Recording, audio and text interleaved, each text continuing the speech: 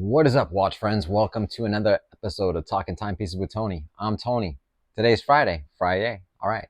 I hope everyone had a great week. And as you know, it's the Q&A. We do this every Friday. And if you'd like to participate, all you got to do is ask your question in the comment section below, and it'll be featured on an upcoming Q&A. Today I am wearing my Rolex GMT Master 2 126710 BLNR Batgirl Jubilee bracelet, 6.5-inch wrist. Love this watch. Got a lot of questions this week, so we're going to do it in two parts again. We did it last week in two parts, so we're going to do it again today in two parts. Also trying to,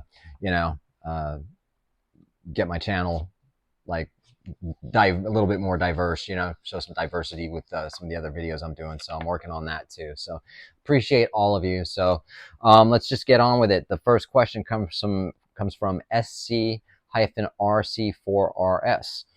Hi, Tony. Just wanted to again say how much I appreciate the work you are doing with your channel. Thanks, man. I do appreciate that. I look forward to the episodes every week. Awesome, man.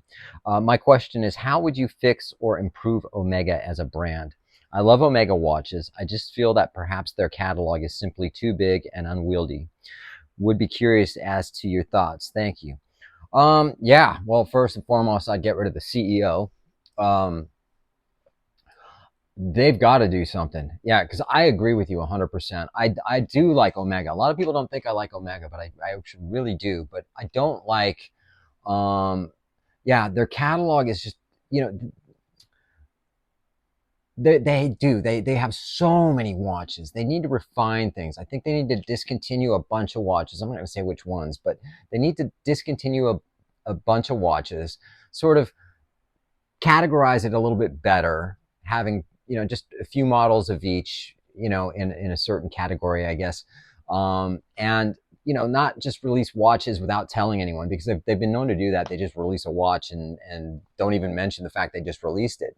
I get it. There's a lot of Omega fans that know when these watches come out, but sometimes, we want to know. I mean, they've got so many watches. Some of them are big, or bulky or whatever, but their core line is obviously their Speedmaster and their SMP 300 or the Aquaterra, but yeah, I think I would get rid of the CEO and just start fresh. And then I think Swatch needs to do something. I think at this point now, instead of Swatch keep releasing these moon swatches, which I like. I mean, all right, we're over it now. Let's move on, yeah, I think they just need to refine everything a little bit, just tone it down, and just, I don't know, clean it up a little bit. Too many watches. I agree. But thanks for your question, man. I appreciate it. Sooner SJB. Hi, Tony. Thanks as always for providing the best watch content on YouTube. Thank you. I was in Vegas a few days ago and tried on some Zenith watches for the first time. I was truly impressed with the design and workmanship and can see why you are such a big fan. I've never loved skeleton watches, but almost bought the Defy Skyline chronograph. Skeleton. It's a beautiful watch. Have you ever owned a Zenith chronograph? What are your thoughts on them? Yeah. This watch here, I've shown it many times on my channel. It's the open heart 5 hertz chronograph. So if you look, I don't know if I can get this, but when you press the chronograph hand, 36,000 vibrations per hour, 10 rotations per minute. I don't use the chronograph that much, but I do like the aesthetic of it, yeah, I mean, I think Zenith are just obviously an awesome brand. And the Defy, I had a skeleton. I did get rid of it just simply because it was a little too flashy, blingy for me. They do have 2 new releases, which I'm going to do a video on, which I'm pretty blown away. But yeah, I think they're great, man. And I think you should pick one up. You go get one now. Don't even watch the rest of this video. Just go out and buy one. Thanks for your question, man. Appreciate it. Michael_Dugan. Hey, Tony, I have a question for the next Q&A. I know you've owned a few Santos watches. I'm looking to get a blue dial Santos, but I can't decide between large and medium. I have a smaller wrist My daily watches are currently a 41 millimeter Datejust and a Tag Heuer Formula One, which is 43 millimeters. How does the large wear on a smaller wrist? Let's see. What size is your wrist? You didn't say. Unless I'm totally missing it right now. Well, I mean, okay, so I have a 6.5 inch wrist, right? And there was a period of time where I had bigger watches, right? Like 41. I still have a Cartier Pasha 41. And this is a 40 millimeter. But I went back down to 36. Now, my first Cartier Santos was the medium, and I just felt it was too small, which in a sense was kind of, you know, like I should have worn it for a little bit longer before I got rid of it. I literally had it for like a week, then I sold it and I went back and bought the large. I took a loss on it, of course. But this is back when the pandemic was huge and the watches were still, you know, so I didn't lose that much on it. But, and then I bought the large, and then I felt after a little bit of time that the large was a little too big. So I was going down to smaller watches. So I think with you, you know, with a 41 millimeter Datejust and a 43 millimeter Heuer, I think the large would be fine for you. I think if you went for a medium, I think you might find it a little bit small because now you're wearing a 41 millimeter Datejust and a 43 Tag Heuer. I would go with a large. If you were at like Datejust 36, you know, or anything 39, 40 millimeters, then I would go with the medium. But I recommend you go try them both on and you tell me, or, you know, and make that decision. Also talk to the sales rep, you know, just say, hey man, what do you think? What I do a lot of times is when I'm at Bindi, I will try on a watch, and I know, of course, I know everyone that works there, and some of the girls that work there. I'll ask them. I go, what do you think, this one or this one? And they always like that one or that one. You know what I mean? And so that's what I would do. Go into your, you know, and just don't be afraid to ask anyone. Like if there's someone standing next to looking at watches, go, hey, what do you think, man? This one or this one? You know, people love to help and they love to talk about watches. So best of luck, man. Let me know what you do. Next one, Paul Thompson, 9062. What's up, Paul? How are you, man? Happy Friday, Tony. Hope all is well. Not too bad, thanks. Another great video for my Saturday morning coffee routine. Love it, dude. Appreciate it. As you mentioned Nomos, I have a question about them. I've noticed that they are making a lot of their new releases limited to 175 pieces. Do you think that that is a way to place themselves higher in the market by making the better models unattainable? I do not. And here's the thing, real quick. Coors Light. Nomos aren't making a lot of their watches limited edition to 175 pieces. They only did that with the Tangente to celebrate 175 years of watchmaking for Glashütte, Germany. And they did that with the New World Timer. But those are the only two that they did it with. You know, they're not doing a whole bunch of just limited releases, you know what I mean? But those are just two that they've done that with. I don't think they're the type of brand that are looking to just try to make stuff harder to get, you know? You know, they're Nomos are just really cool. They kind of know what their audience is and what their customer base is. And, you know, if you can get one, I've got two of the Tangente 175th anniversary watches. And then I have a Club Campus.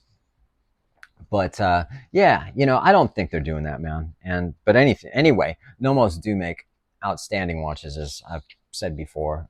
But I don't know if you've checked them out, like if you're thinking about buying one. But yeah, check them out. Pick one up. Thanks again, man. Appreciate it. Vahan, dude, what's up? I don't know if I said online or on my show. It was really great to meet you at my show that I did. I appreciate you coming down, man. That was awesome. Happy Saturday, Tony. Great video as always. Thanks, man. Question for next week. Would you consider getting a Cellini? I think they are beautiful pieces. Obviously, you would need to go pre-owned. Have a great weekend. Oh, yeah. No, I mean, yes, I would own a Cellini. I do like Cellinis. I have owned a Cellini way back. I don't have any photos of it, unfortunately, but I did. But, you know, you can get the time only 50505, which is cool. I like that one. You can get, or the moon phase, but the 5, 0513. I might get the reference numbers mixed up, man, because it's so long ago. They have the moon phase one I really like. That's a lot more expensive. And then they have the dual time, but I don't like the dual time. I like the aesthetic of it, but I don't like the dual time. And then they have small seconds. No, the date. Sorry. Then they have a date aperture, which is at the 3 o'clock position on a sub dial. And yeah, so I would definitely pick one up. They're 39 millimeters as well, so they're like the perfect size dress watch, you know. And especially with the new models that have come out with Rolex, the 1905, 1906, 1908. Oh my gosh, man, I have those moments sometimes. But yeah, I definitely dig them. I would buy one. Thanks for your question, dude, as always. Go Bricklaying 106. Fantastic Q&A today. Thanks, man. Appreciate it. Rolex Land Dweller. I was shown this watch at Mailer Jewelers. What are your thoughts on this? I've done videos on that, man, but I'm not saying that like I've done videos, you know, check it out. It bears repeating. I like it. I think, you know, it pays homage to the oyster quartz a little bit. Has a little bit of a date just thing going with it. You know, they're bringing back sort of the integrated bracelet. I'm not sure about, well, I don't like the name, but it, and the honeycomb sort of style dial, the way that isn't too bad. But I think if it was all just indices as opposed to indices and numerals at the 3, 6, and 9, you know, other than that, I haven't tried one on yet because I haven't been to Bindi in a while. But you know, I got to try one on. But I do like it. I do. Thanks for your question, man. Appreciate it. Oh shoot. Okay, this one's from LT Tang. Q&A question. Hey, brother, man. Good video as always. What's up, man? How are you? Your videos have kind of nudged me into getting my first Rolex. Oh, shoot, man. You don't have a Rolex yet, huh? Particularly the black GMT Master 2, 116710LN. If I missed all that, excuse me. No, that's correct, man. Rolex is not my world. Please give your thoughts, advice on bracelets, pricing, or any other issues that you may think of. YouTuber Bruce mentioned on one of his videos that his had a sticky crown. Is this prevalent? I don't necessarily need to buy it new. A nice secondhand version would be great. Thanks. You would have to buy it used secondhand. But they were the first GMT to have a ceramic bezel. Black. It's a nice watch, man. It's a really nice watch. I don't know what he's talking about with a sticky bezel or whatever. Mine's fine. I've never heard any issues about it. You know, I kind of know who that guy is. Well, I do know who that guy is. I don't know him personally, but I say just, you know, find a reputable, you know, dealer to buy it from, you know, and or whatever you want to do. But yeah, I mean, you can't go wrong with it. And GMT's, you know, just such a stunning watch. A lot of history with the GMT Master, you know. So I wish you the best of luck on that. Let me know what you do, and let us all know, you know, in the comments if you pick one up. Let us know. We love it when viewers get allocated watches and buy new watches. It's awesome. So thanks, man. I appreciate your question. Ken Newton 1. Hi, Tony. Thank you, as always, for the one-way connection. Appreciate you and the little bits I learn along the way. Ever looked at Frederique Constant? What do you think of the brand, especially after the Citizen acquisition? Thanks again. Well, yeah, I mean, I've owned 2 Frederique Constants. I've owned a Classic or Classics, and then a Slimline. And the Classics, I have a photo of that one. I don't have a photo of the Slimline, but the Classics, I mean, they kind of came out. You know, they had the I can never remember the owner's name. It's a husband and wife that started. They basically saw the prices of luxury watches and thought they could do it at a more affordable price, which they did. And, you know, looks a little bit like a Patek Philippe or a Vacheron Constantin, depending on which one, you know. And I think they kind of shot themselves in the foot a little bit, and I've said this before. It's like they're a manufacturer. They make their own movements. They've got a number of references that are in house. So they're a good brand. What they did though is back many years ago is they were making cheap quartz watches. Selling get them on Amazon for like $200-300. I don't see them now for that price. I mean, even though like my Frederique Constant, I probably paid around like $600 for it. It was automatic, FC 202 movement, which is basically a glorified ETA. And then the prices went up when the whole watch thing came. All the prices got jacked up. But now they're coming out with, they've got some innovations and they've got some great novelties. Are they expensive? Not really, but they are in a sense. They have to sort of find their own groove. Once the Citizen Group took them over, they gave, I think the Stas family, is that the name? Whatever. They still gave them creative freedom and whatever to do whatever they were going to do. And they're trying to sort of bring them back up into the luxury thing. It's kind of like a Hyundai car. Remember when Hyundais came out? They were garbage. They were junk. You pick them up for like $12 at the fucking dealership. And but then they started coming up with the Genesis and these higher end lines. It's like, what do you mean I'm going to pay $30,000 for a Hyundai? They're garbage, and it took some time. They still have a little bit of that sort of reputation, but so that's, I think, what they're doing. They're moving away from that and they're trying to be more high end as a watch brand. But I think they're kind of stuck somewhere in the middle. You got like brands like Raymond Weil, you know what I mean, who have more history than Frederique Constant, but I do like Frederique Constant, and I wish them the best. You know what I mean? They've got some nice looking watches, but like for instance, if you can't get the Historique Vacheron Constantin for $100,000, you can get with a green dial. You can get a Frederique Constant with a green dial and an open heart, for I think $4,000 or $5,000. So. I mean, if you want that aesthetic, I'm not talking about the quality or the brand. I'm talking about, Vacheron. You can't touch Vacheron from like someone like Frederique Constant. But I like them. I think they're a great brand. Thanks for your question, man. This is from Garage Insight.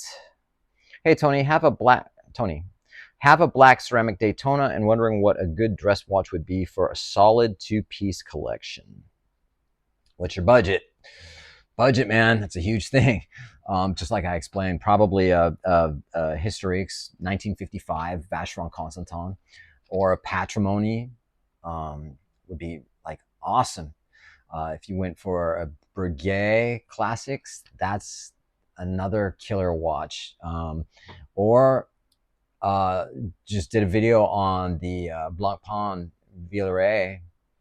Either one of those, just beautiful, stunning watches, man. So you can't go wrong with that. And so you got a price points of, 30,000 and up to like the Blancpain. If you go in for steel at I think about 11, 12,000, 13,500 maybe, something like that. But or the Villeray extra plate. That's like, I love that watch because it looks vintage, but it's new. I like that aesthetic. But thanks for your question. Best of luck. Let me know what you do. Loves Auto Detail. I have a question, Tony. When do you plan to stop buying watches? You have bought more watches than any YouTuber I follow. Is that a trick question, dude? I'm sorry. When do I plan? Well, okay. So this year, I've hardly bought any watches this year. I think I've bought maybe 4 watches this year. I mean, normally I was buying like one a month every couple of weeks, I haven't bought a bunch, man. And I don't think it's ever going to stop, I mean, that's not how I roll, man. I've been into watches for 30 some years, and, I might slow down for a minute, but then I'll pick something up, but I'm not buying like I was, I was spending like, go back a couple of years, you'll see last year as well. So, but no, I'm not going to ever stop buying watches unless something prevents me from doing so. Thanks for your question, dude. Born to Breakdance. Awesome. Hey, Tony, being a musician working closely around electrical equipment, do you worry about magnetizing your watches? Magnetic resistance factor into your decision making when it comes to choosing a new timepiece? Big fan of your channel. Thanks, man. Appreciate it. No, I don't think about, well, we'll just, and I'm not around a lot of electrical gear, and you know what I mean. I'm not in a studio pulling cables and doing all that stuff. I mean, I've done that, but I mean, it's like, um, no, I don't ever think about that. I'm more worried about magnetizing my watch or my, like, next to my phone or something, you know what I mean? Or putting it on a tablet by accident or something. But no, for the most part, don't think about it. If it gets magnetized, just demagnetize it. You can buy those Amazon, $25, I think, or ticket to your AD. Anyway, on that note, you guys, I appreciate it. And I just wanted to say, for everyone who's been buying my art, I do appreciate it. If you want to follow me on Instagram for my art, that would be TonyGamble_artist, or Instagram Tony Gamble. I'm sorry, same handle as my channel, Talking Timepieces with Tony. But yeah, I appreciate everyone. I do have some pieces I'll put up that are available, and I do have a sketch drawing that I don't normally do colored pencils, but I'm doing that too, and I'm not charging as much for those. But I appreciate you guys, and we'll see you on the next one.